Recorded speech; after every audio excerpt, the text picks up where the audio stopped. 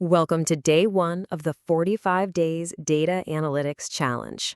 We're kicking off an incredible journey where we're going to learn SQL, Python, and Power BI step by step, getting you totally set up to be a skilled data analyst. Today, we're laying the absolute groundwork by mastering the core concepts of databases, DBMS, RDBMS, and SQL. And we're going to do it in a super simple, direct way. Here is our roadmap for this explainer. We're covering 1. What exactly is data? 2. Databases and DBMS. 3. Relational databases. 4. Speaking with SQL. 5. Real-world databases. And wrapping up with 6. Our Day 1 summary.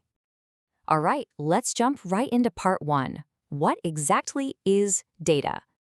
Before we can even think about building fancy dashboards, we've got to understand what it is we're actually organizing. So what actually is data? At its absolute core, data just means information that we store for future use. Whether we're talking about student names and test marks, employee salaries, your online shopping orders, or ATM transactions, companies are capturing all this data so they can organize and manage information easily. It helps to think of raw data kind of like entropy.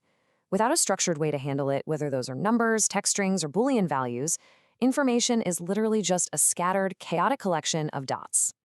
Which brings us perfectly to part 2, databases and DBMS explained.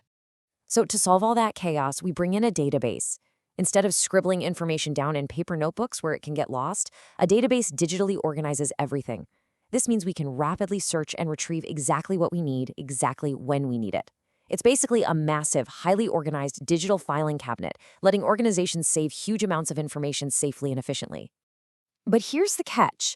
A database sitting there all by itself isn't quite enough. To actually interact with it without risking data loss during a power failure or system crash, you need a DBMS. That stands for Database Management System.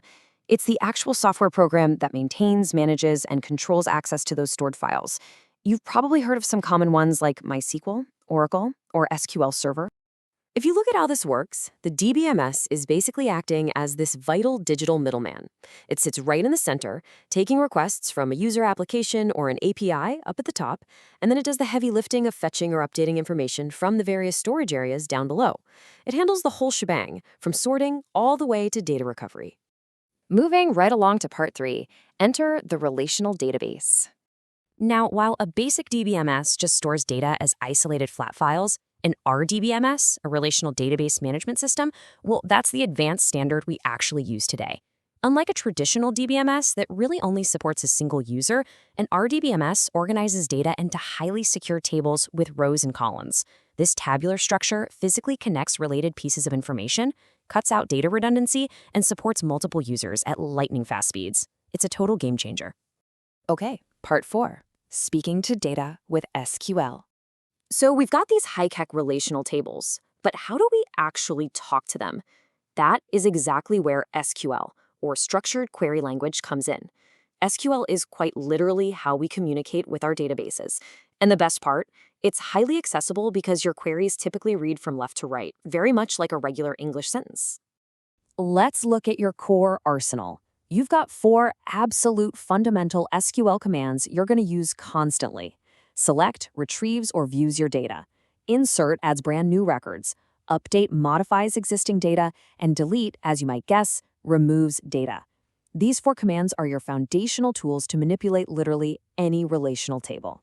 All right, part 5, databases in the real world. I want to be clear, these aren't just theoretical tech concepts. They are the invisible engines running the modern world right now. Whether it's a shopping app tracking your latest e-commerce orders, a hospital securing supercritical patient records, a university managing thousands of student course registrations, or real estate platforms tracking property values, relational databases are absolutely everywhere. And that brings us to part 6, our Day 1 summary. Let's do a quick recap of our building blocks. We start with raw data, which is just the information. We house it in a database for storage. We manage it securely using an RDBMS, so we can connect related tables. And finally, we communicate with those tables using SQL. Tomorrow, we're going to put all of this into practice by installing MS SQL Server and SSMS. And we'll even create our very first database. But before we get our hands dirty installing that software tomorrow, I've got a quick mission for you today. I want you to find 3 distinct, real-life examples where you interact with databases in your own daily routine. In fact, as you go about the rest of your day, I want you to really think about this. What digital data are you generating right this very second, and which relational database is quietly organizing it behind the scenes? Keep that in mind. Thanks for hanging out with me on day 1, and I'll catch you in the next explainer.